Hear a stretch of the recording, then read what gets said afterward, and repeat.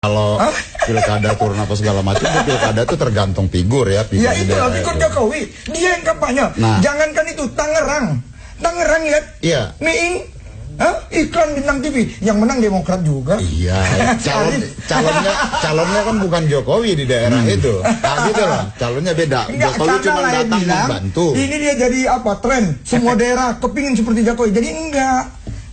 Betul gak bos?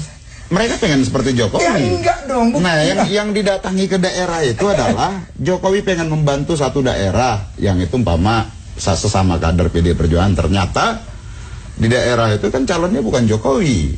Ya, Jokowi kan datang untuk membantu itu. Ini bayangin. Tapi peningkatannya bos, kan ada calonnya seperti bukan Sumatera Utara. Ruhut datang menang. Itu yang keren. Apalagi mestinya Jokowi harus lebih menang. Itu dong. Coba yakinkan saya, kita coba kembali lagi ke track kita, yaitu bagaimana penghasilan 1,7 triliun menurut Bang Kinston memang pantas diterima oleh seorang kepala daerah yang begitu padatnya. Sangat pantas menurut kita. APBD DKI itu lebih dari 50 triliun tahun ini. Kalau dia digaji 1,7, menurut kita sangat pantas asal dia bekerja dan bisa dipertanggungjawabkan. Itu aja. Nah, saya cuma membandingkan tadi itu gaji direksi BUMN itu kalau di total itu bisa sampai 60 miliar. Nah, itu mereka ngurus yang namanya BUMN, dan itu kalau ada keuntungannya kan. Nah, kalau ini tadi Saudara Ucok tadi sudah menyampaikan bagaimana PAD DKI Jakarta itu tiap tahun itu meningkat. Nah, kalau memang upah maupun gaji dan fasilitas serta tunjangan lainnya mendukung kinerjanya untuk melayani rakyat tadi, bagi kita nggak ada masalah. Dan rakyat juga sampai hari ini nggak ada yang permasalahkan itu gajinya ini, karena rakyat merasa bahwa apa yang diterima oleh Jokowi dan Ahok, dia bekerja untuk rakyat tadi, sehingga dan juga paling pertanggungjawaban aja yang rakyat sama sekali tidak mempermasalahkan. Iya, kalau secara formal hukum memang nggak masalah. Tapi yang dipersoalkan itu yang harus di garis bawah itu pernyataan Mas Hinton itu transparansi dan akuntabilitas itu yang nggak ada gitu. Maksudnya dana operasional itu ya, oke, gaji udah dipublikasi ya. Seharusnya dana operasional juga kegiatannya apa gitu ya, itu juga harus publikasi gitu. Kayak ini Mas Hinton, saya tahu Mas Hinton ini kan caleg dia kan. Dia pendapatan apa, dia mau kampanye, dia dari masyarakat, dan udah itu uang yang dia dapat dia publikasi ke masyarakat nih loh. Uang ini dari masyarakat, nih gua kegiatan untuk masyarakat nih, dia publikasi sendiri. Kayak gitu harusnya contoh, dibilangin apa, Ton sama Jokowi gitu. Kayak gua contoh gitu loh gitu. Tapi kalau kita lihat kan Ahok sudah mempublikasi ya. Baru data ini, data gaji pokok.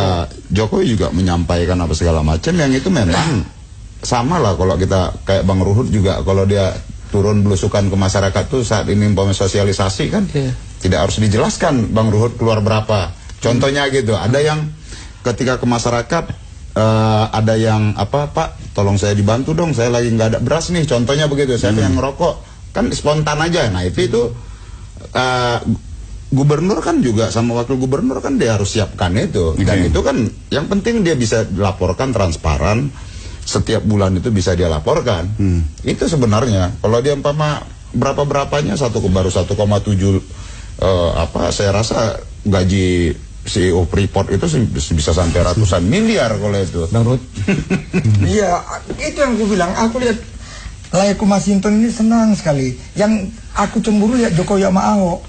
Gimana para tim suksesnya membela dia. Tapi lucu, kalau aku bela Pak SBY aku salah.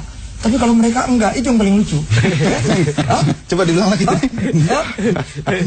Ahok itu kalau dibela betul kan, betul. Giliran gua udah salah kalau aku bela Pak SBY. Tadi saya akui. Sekarang PAB kenapa naik? Karena ekonomi kita gini-gini. Siapa dulu presidennya? Ya Pak SBY. Ke situ. Bukan fakta. Tapi ya itu yang aku mau bilang. Rakyat nggak apa-apa kok. Padahal kan tadi Kadafi bilang udah benar. Siapa bilang rakyat nggak apa-apa? Tidak ada penggusuran. Lihat tuh yang kena gusur. Jokowi, dulu kami yang pilih kau gusur kami. Ya, bilang rakyat nggak apa-apa. Apa kok rakyat? Sekarang rakyat macet. Nanti kita tunggu Boni Hargen. Macet. Jokowi dia konsepnya tidak menggusur tapi menggeser.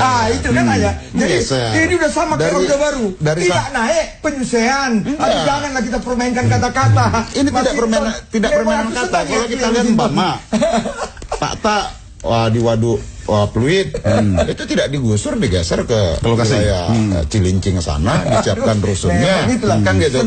Konsepsi dari Jokowi ini dia tidak melakukan penggusuran, dia menggeser dan kemudian penataan tadi. Nah sehingga bagi kita masyarakat di sana itu dia tidak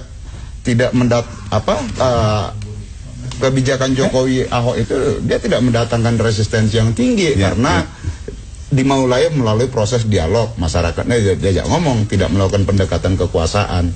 Nah itu yang membuat masyarakat sukarela kan pindah ke Cilincing sana. Jadi ada beda dengan digusur dan digeser. Oh beda, tapi bayangkan kalau digeser, nggak harus menangislah Jokowi, aku yang milih kau. Di JAK TV juga masuk kok wawancara itu. Jadi aku mau bilang ya, itulah enaknya ya. Siapa bilang, ingat nggak mengenai Baswi? Denda 1 juta.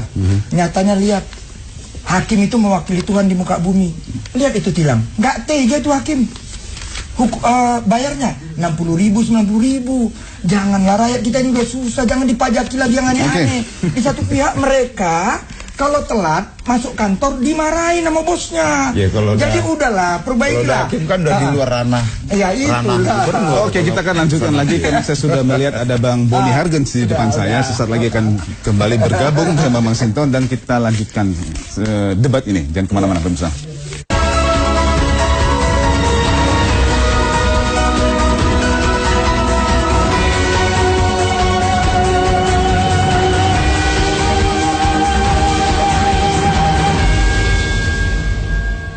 Bingung gitu loh, kok khusus anggaran dia nggak ngerti gitu ya. Dulu kan saya udah bilang, dia bisa tahu ada anggaran itu dari siapa. Dia memang dia temuan gitu kan. Ini temuan nenek lo, gue bilang. Kita yang buka baru lo tahu gitu loh. Itu bukan temuan, gue yang buka gitu kan. Terus dia bilang di antara semua Pemda DKI yang paling tidak transparan.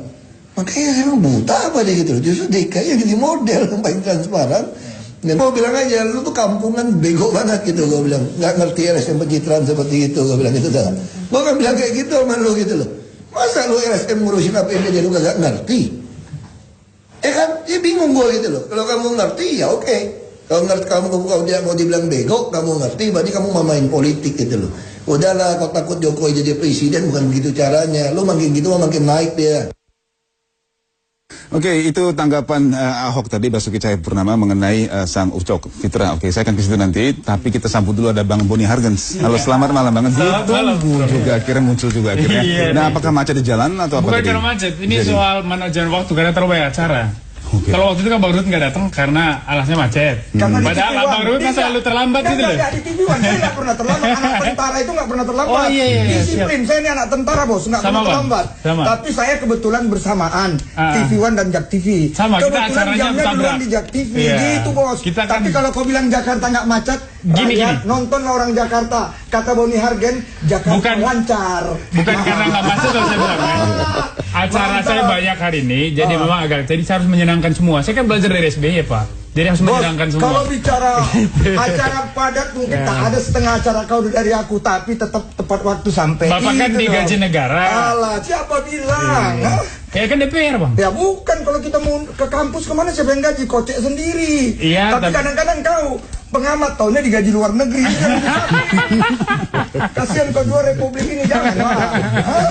Oke Bang Boni, kita tadi membahas bagaimana gaji atau penghasilan total dari seorang kepala daerah di DKI dan wakilnya yang mencapai 1,7 M. Itu terhitung dari 0,15% dari PAD. Iya, hitungan fitrah. Dasarnya di mana? Coba kita tanya dulu kawan kita. Langsung aja. Iya, dasarnya itu memang dari undang-undang. Itu undang-undang gitu. Karena PAD semakin tinggi, maka upah upah itu semakin tinggi gitu. Saya baca naik, Kompas gitu. Satu tahun pemerintahan Jokowi Ahok, pemerintahan Jakarta yang paling rendah pengeluaran dana operasional itu masa Jokowi untuk paling rendah. Penyerapan dananya itu saya kira 1/6 atau 1/7 dari total penyerapan dana dari pengalaman gubernur-gubernur sebelumnya. untuk 1 tahun pertama, dan itu kelihatan memang ada pengetatan yang luar biasa, memperlihatkan memang ada pendisiplinan mata anggaran dan segala macam. Dan saya kira ini daerah contoh. Maka kalau hari ini tiba-tiba dinyatakan ada masalah penggajian yang buruk, saya nggak tahu ini fitnah atau ini fitrah yang memang.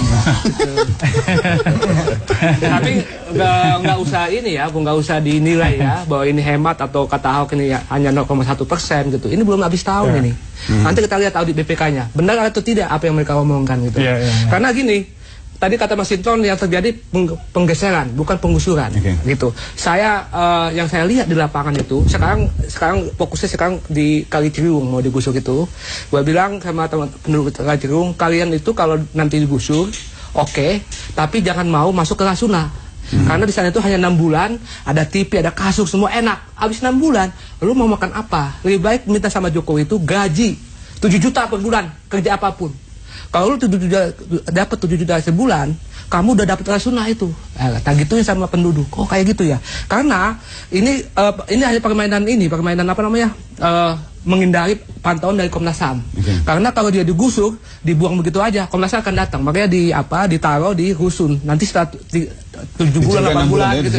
Kayak Tanah Abang lah. Tanah Abang itu bentar lagi itu saya kira akan turun ke ini, kalau ini nggak dibenahi oleh Jokowi, itu akan langsung ke jalan lagi. Itu yang harus di ini.